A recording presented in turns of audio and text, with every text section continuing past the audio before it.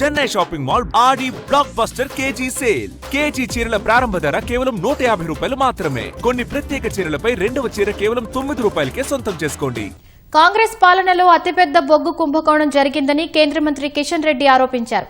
సింగరేణి భరోసా యాత్ర కార్యక్రమంలో భాగంగా కొత్తగూడెం సభలో కేంద్ర బొగ్గు గనుల శాఖ మంత్రి కిషన్ రెడ్డి, బీజేపీ రాష్ట్ర అధ్యక్షుడు రామచంద్రరావు, ఎంపీలు, ఎమ్మెల్యేలు పాల్గొన్నారు. మాజీ ముఖ్యమంత్రి కేసీఆర్ 10 ఏళ్ల పాటు సింగరేణిని ఓటు బ్యాంకుగా చూశారన్న కిషన్ రెడ్డి, సింగరేణికి చేసిన మేలు ఏమిటో కేసీఆర్ చెప్పాలని డిమాండ్ చేశారు.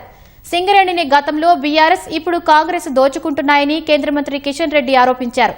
మోదీ ప్రభుత్వం వేలం లేకుండా ఇచ్చిన ఏకైక బ్లాక్ తాడిచెర్ల బ్లాక్ అన్న కిషన్ రెడ్డి, మరో 40-50 ఏళ్ల పాటు తాడిచెర్ల బ్లాక్ లో నాణ్యమైన బొగ్గు దొరుకుతుందని తెలిపారు. కాంగ్రెస్ పార్టీ హయాంలో మన్మోహన్ సింగ్ గారు ప్రధానమంత్రిగా ఉన్నప్పుడు దేశంలో చాలా పెద్ద ఎత్తున బొగ్గు కుంభకోణం జరిగింది. గత 11 సంవత్సరాలుగా నరేంద్ర మోడీ గారి ప్రభుత్వము, అది ప్రభుత్వానికి సంబంధించినటువంటి కోల్ ఇండియా కావచ్చు, మహానది కోల్ ఫీల్డ్స్ కావచ్చు, వెస్టర్న్ కోల్ ఫీల్డ్స్ కావచ్చు, ఆ రకంగా అనేక కంపెనీలు, అది రాష్ట్ర ప్రభుత్వ ఆధ్వర్యంలో గాని కేంద్ర ప్రభుత్వ ఆధ్వర్యంలో గాని అన్ని కంపెనీలకు కూడా ఆక్షన్ ద్వారానే ఇవ్వాలని చెప్పడం జరిగింది. కానీ ఈరోజు నేను కొత్తగూడెం గడ్డ నుంచి, ఈ సింగరేణి అడ్డ నుంచి నేను ఒకటి చెప్తా ఉన్నాను.